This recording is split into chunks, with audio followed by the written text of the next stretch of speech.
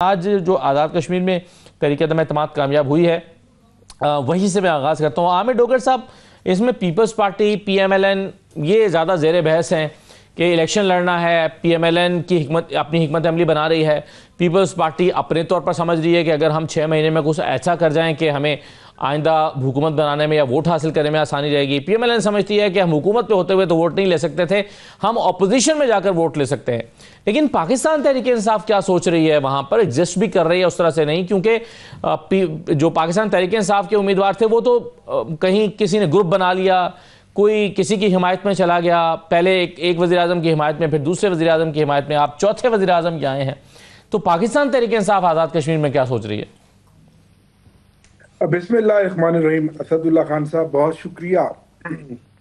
कश्मीर की आवाम ने general election में मैंडेट दिया था इमरान खान को, पाकिस्तान तहरीक इंसाफ को।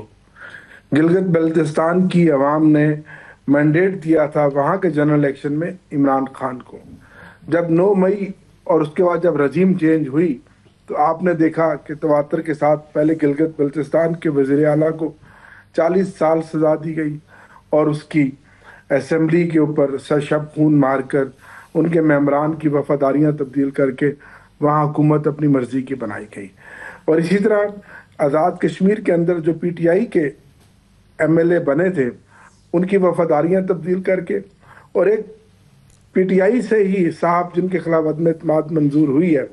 मुझे दुख ये है, फिर दूसरी दफ़ा एक प्राइम मिनिस्टर को चेंज कराया गया, फिर तीसरी दफ़ा चेंज कराया गया, और अब फिर एक चेहरे पे नया नकाब लगाकर फिर उन तमाम लोटों को, जो एक बार उनको लोटा बनाया फिर दूसरी बार बनाया, अब इस पलड़े में बैठा दिया गया।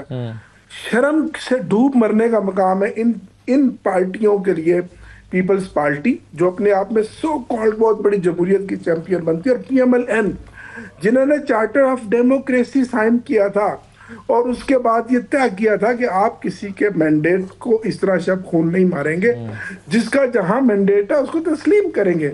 ये इक्तदार के हवस के भूखे गिद्धे हैं, ये गिद्धे हैं जो नोच रही हैं, जो एक ताकतवर निज़ाम इनके पीछे है और एक बड़ा खुफिया हाथ इनके पीछे नोच रही हैं। ना कोई जमहूरियत है, ना कोई आइन है, ना कोई तकाजा है, ना कोई रवादारी है, ना कोई शर्म है, ना कोई हया है, और पूरी कौम इस वक्त एक सख्ते की हालत में है कि ये हो क्या रहा है। जाहिर है इस सब के पीछे क्या है, डर है, खौफ है इमरान खान का, उसकी मकबूलियत का।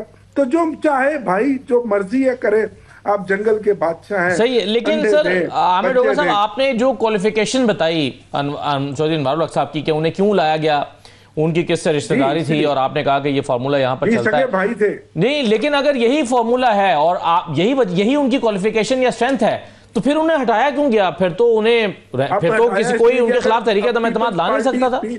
पीपल्स पार्टी आगे आई। हिस्टोरिकली तो पीपल्स पार्टी के रूट्स एक जमाने में आजाद कश्मीर में जरूर थे, तो इसलिए हम अब ये जो अपना भी फुल्का लगा दें, और यहाँ पे हम भी अपने, जिसको कहते हैं ना कि अपनी फुल्का लगाकर, और इस बहती गंगा में अपने हाथ हम भी धो लें, और जो बाकी 6 महीने साल की हुकूमत है वो हम कर लेंगे, और आने वाला प्राइम मिनिस्टर हमारा होगा। तो ये सारा अशराफिया है, जो माफिया है, बल्कि ये पॉलिटिकल माफियाज है, जिन्होंने 26वीं तरमीम में आपके सामने क्या किया, 27वीं तरमीम में क्या किया, और उसके बाद जो असेंबली के अंदर जो लेजिस्लेशन है, ये माफिया है। ये 90 की दिहाई से भी पीछे चले गए हैं। हम तो समझ रहे थे कि 90 की दिहाई में ये हुआ, वो हुआ, छांगा मांगा हुआ, बैग भर के गए, तारड़ साहब चले गए कोयटा। ये उससे भी वर्स्ट-तरीन मिसाल है। सिर्फ इस कौम की ये बदकिस्मती है कि आज इसलिए असदुल्ला खान साहब, जिसको जो अपॉर्चुनिटी मिलती है वो ये मुल्क को छोड़ रहा है। इसीलिए छोड़ रहा है कि ये मुल्क में हो क्या रहा है। क्या मेरे असलाफ ने, मेरे बुजुर्गों ने, आपके बुजुर्गों ने ये पाकिस्तान इस दिन के लिए बनाया था? जी, सो आप समझते हैं कि COD के खिलाफ पीपल्स पार्टी PMLN ने की है, इक़्तिदार की हवस भूख खत्म नहीं हो रही। ठीक है, बिल्कुल सही है, बिल्कुल सही है। लेकिन अब जो सवाल है मेरा खेलदार साहब आपसे वो ये है कि आखिर PMLN ने ये फैसला 6 महीने पहले क्यों लिया है? उन्हें क्या ख्याल आया, और क्या उन्हें ये लगता है कि 6 महीने हम अपोजिशन में बैठेंगे तो लोग 3 साल की कारकर्दगी भूल जाएंगे, क्योंकि लोग कहेंगे कि हाँ यार इनका तो क्या कसूर है, ये तो अपोजिशन में थे। बहुत शुक्रिया असदुल्ला साहब।